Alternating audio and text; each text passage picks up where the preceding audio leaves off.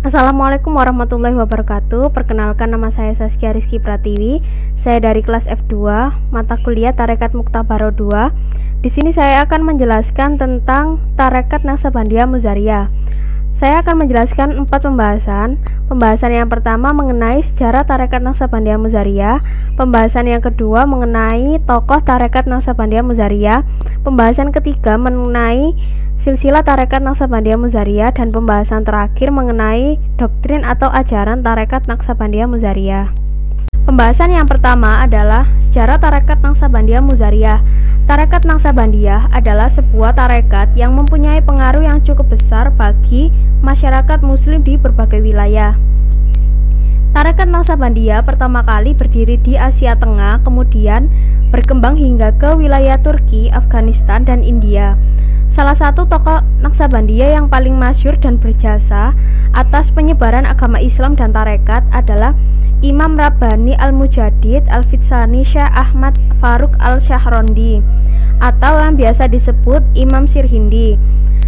Tarekat Naqsabandiyah merupakan salah satu tarekat yang termasyhur di dunia, dan tarekat ini mempunyai cabang, salah satunya adalah Tarekat Naqsabandiyah Ahmadiyah Muzariyah. Nama Muzariyah sendiri sebenarnya dinisbatkan kepada Mirza Mazhar Jan-i Janan yang berasal dari India. Beliau yang meninggal di Madinah adalah mursyid yang berada pada urutan ke-32 dari Nabi Muhammad pada silsilah Tarekat Naqsabandiyah Muzariyah. Kemunculan Tarekat Naqsabandiyah Ahmadiyah Muzariyah diawali dari Khalifah Abdallah Dihlawi atau Abu Sa'id Al-Ahmadi, yakni seorang keturunan Sirhindi yang merupakan tokoh paling masyhur dalam Tarekat Naqsabandiyah. Dilihat dari perjalanannya di Indonesia, tarekat ini berkembang di wilayah Madura dan Pulau Kalimantan, khususnya di daerah Pontianak, Kalimantan Barat, dan Riau, Sumatera. Hal ini disebabkan oleh tokoh Tarekat Naqsabandiyah yang mempunyai mursyid dari Indonesia yang pada akhirnya menjadi penerus di wilayah-wilayah tersebut. Naqsabandiyah Ahmadiyah Muzariyah yang berada di Madura pertama kali dibawa oleh kiai asal Madura yang bernama Syekh Abdul Azim yang berasal dari Bangkalan. Beliau merupakan kiai yang banyak menghabiskan waktunya di Mekah dan telah dibaiat oleh khalifah bernama Muhammad Salih Al-Zawawi Al-Ahmadi, dan mengajarkan tarekat kepada banyak orang Madura yang sedang menunaikan haji dan tinggal sebentar di kota suci Mekah dan Madinah. Pendiri tarekat ini yakni Syekh Abdul Azim mendapat ijazah langsung dari Syekh Muhammad Saleh Zawawi, dan tokoh Martin van Bruynesen telah menyebutkan dalam salah satu karyanya bahwa keluarga Syekh Zawawi juga memiliki hubungan erat dengan keluarga Kesultanan Pontianak dan Riau, sehingga selain di Madura, Tarekat Naqsabandiyah Ahmadiyah Muzariyah juga berkembang di Kalimantan Barat. Namun, pengaruh dan perkembangan tarekat ini menjadi pesat ketika berada di tanah Madura. Dan tarekat ini dikenal masyarakat karena sering melakukan kegiatan dakwanya untuk menyiarkan Islam dan membudayakan tarekat hingga saat ini. Hal yang menarik dalam Tarekat Naqsabandiyah Ahmadiyah Muzariyah di Madura bahwa mursyid perempuan mendapat tempat di hati masyarakat, khususnya kaum perempuan Madura. Terdapat 4 mursyidah yang dapat diketahui, yaitu Nyai Aisyah, Nyai Tobibah, Nyai Syafi'ah, dan Nyai Syarifah Fatimah. Baiklah, selanjutnya saya akan menjelaskan pembahasan kedua, yakni tokoh Tarekat Naqsabandiyah Muzariyah. Tokoh yang pertama adalah Syekh Abdul Azim Al-Maduri. Al-A'rif billah Hadratus Syekh Abdul Azim Al-Maduri Al-Muzari merupakan seorang ulama besar dan mursyid Tarekat Naqsabandiyah Ahmadiyah Muzariyah yang sangat terkenal, berasal dari Pulau Madura. Beliau pernah mengajar di Mekah dan wafat pada tahun 1335 Hijriah atau 1916 Masehi. Dalam sejarahnya, semenjak beliau kecil, hampir menghabiskan usianya untuk belajar di Mekah. Sementara dalam tarekat, beliau berguru kepada dua mursyid, diantaranya yakni Syahid Muhammad Salih Az-Zawawi dan Hadratus Syekh Abdul Hamid Al-Daghasani Al-Muzari, yang juga berguru kepada Hadratus Syekh Muhammad Muzar Al-Hamadi, dan beliau yakni Hadratus Syekh Muhammad Muzar Al-Mahdi ini dianggap salah satu mujadid atau pembaru dalam tarekat Naqsabandiyah. Yang kedua adalah Nyai Tobibah. Nyai Tobibah adalah salah satu mursyid perempuan dan seorang anak dari Habib Muhammad. Nyai Tobibah menerima ijazah langsung dari Ali Wafa. Pada masa-masa menjadi murid, Nyai Tobibah memang kelihatan berbeda dengan murid-murid lainnya. Beliau sangatlah tekun mempelajari dan mengamalkan tarekat sebagaimana yang diajarkan oleh gurunya, serta menampakkan kemajuan yang tidak ditemukan pada teman-temannya yang lain. Dengan prestasinya tersebut, Kiai Haji Ali Wafa mengangkatnya sebagai mursyidah. Pada saat predikat mursyidah melekat padanya, banyak anggota pengikut tarekat Naqsabandiyah Muzariyah di Madura, khususnya di daerah Pamekasan, dan tidak hanya terbatas pada jemaah perempuan, namun juga jemaah laki-laki mengakui karisma dan ketinggian ilmunya sebagai mursyidah dan bertawajuk padanya. Yang ketiga adalah Nyai Syarifah Fatimah. Nyai Syarifah Fatimah adalah mursyid perempuan yang lain dengan pengikut yang sangat banyak dan berdominan adalah para perempuan. Tidak hanya di tempat tersebut, tetapi sampai di Kalimantan Barat dan Malang Selatan. Nyai Syarifah Fatimah yang dibaiat dan diangkat sebagai mursyidah melalui dua guru mursyid yang berbeda.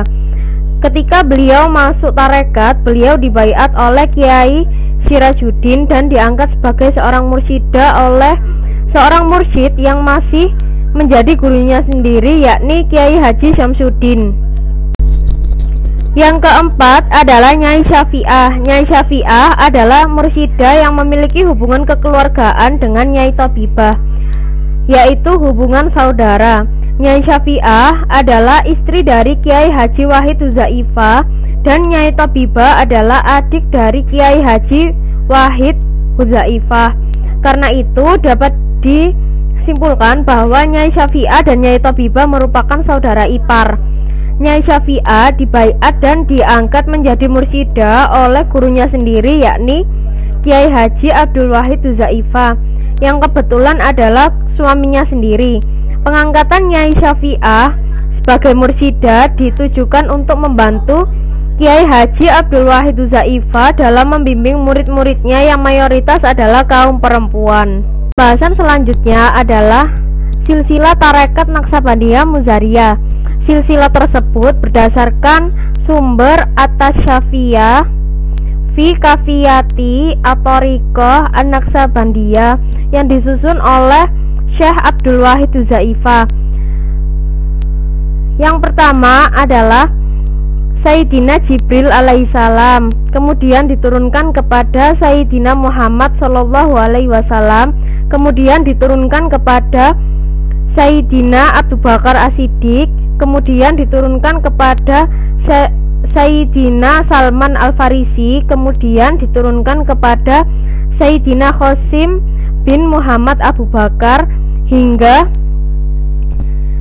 Sayyidina Ahmad Sirajuddin Al-Maduri Al-Mudari, kemudian diturunkan lagi kepada Sayyidina Ahmad Huzaifah Al-Maduri Al-Mudari atau Sayyidina Al-Hajj Mahfud, kemudian diturunkan kepada Sayyidina Ali Wafa Al-Maduri Al-Mudari, kemudian diturunkan kepada Sayyidina Abdul Wahid Huzaifah Al-Maduri Al-Mudari, dan yang terakhir diturunkan kepada Sayyidina Ahmad Ja'far Abdul Wahid Huzaifah Al-Maduri Al-Mudari.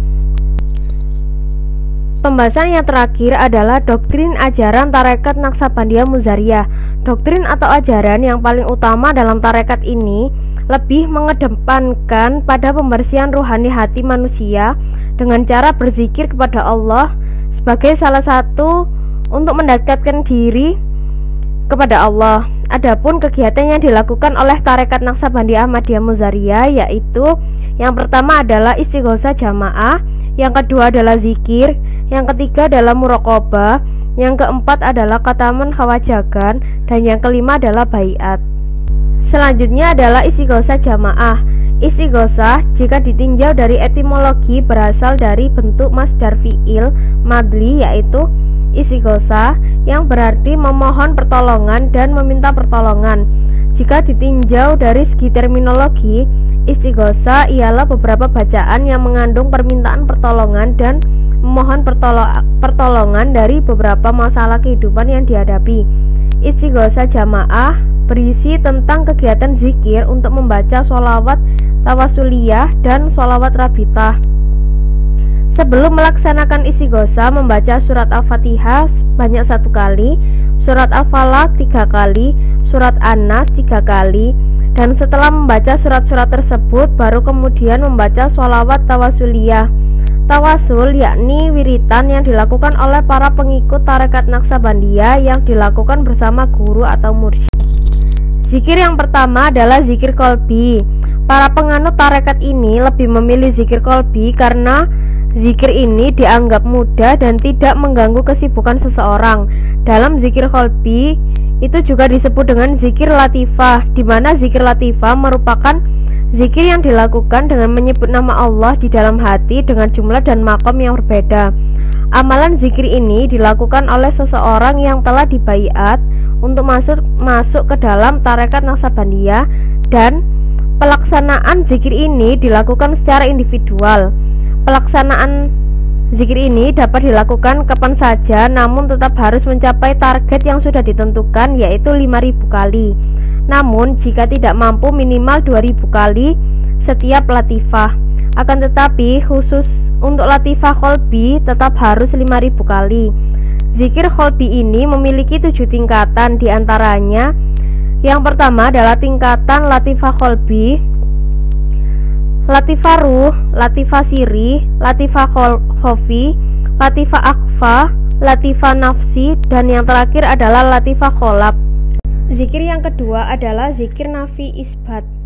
Zikir ini adalah zikir la ilaha illallah namun tanpa suara atau di dalam hati dan dilakukan paling sedikit 100 kali.